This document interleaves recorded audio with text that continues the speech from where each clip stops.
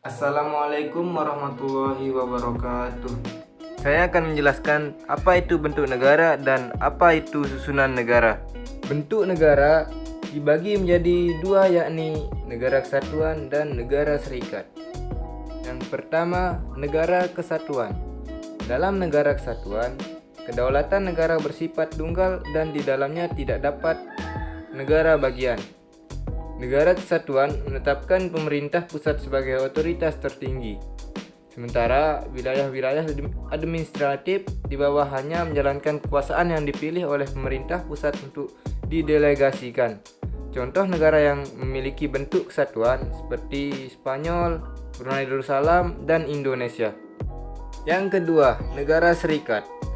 Kedaulatan di negara serikat atau federal berasal dari negara bagian, di mana sebagian kedaulatan tersebut diserahkan kepada negara federal, sehingga pada hakikatnya kedaulatan berada pada negara bagian. Contoh negara yang berbentuk serikat seperti Amerika Serikat, India, dan Jerman.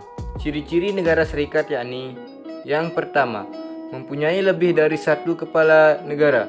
Yang kedua, memiliki lebih dari satu konstitusi. Yang ketiga, memiliki lebih dari satu kabinet. Yang keempat, memiliki lebih dari satu lembaga perwakilan. Apa itu susunan negara? Susunan negara menyatakan struktur organisasi dan fungsi pemerintah dengan tidak menyinggung struktur daerah maupun bangsa. Susunan negara juga menyangkut bentuk negara yang ditinjau dari segi susunannya, yaitu dibagi menjadi dua. Satu, negara kesatuan, yaitu negara yang bersusunan tunggal. Dua, negara federasi, yaitu negara yang bersusunan jamak. Yang dimaksud negara kesatuan.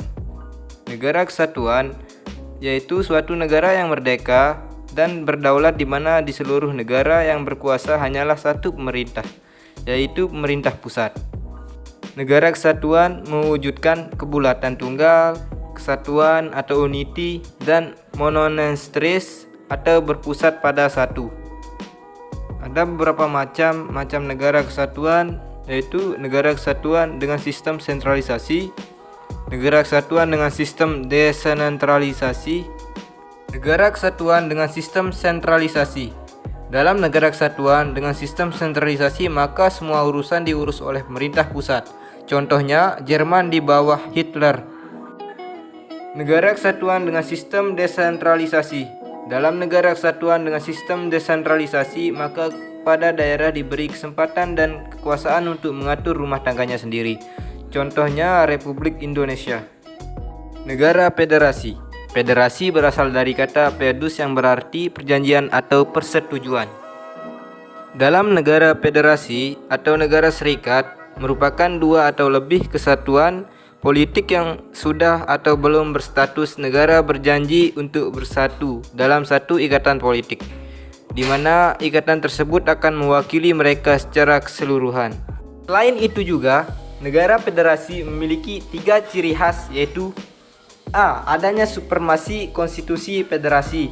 B. Adanya pembagian kekuasaan atau distribution of power antara negara bagian dengan negara federal. C. Adanya suatu kekuasaan tertinggi yang bertugas menyelesaikan sengketa yang mungkin timbul antara negara bagian dengan negara federal. Terima kasih. Assalamualaikum warahmatullahi wabarakatuh.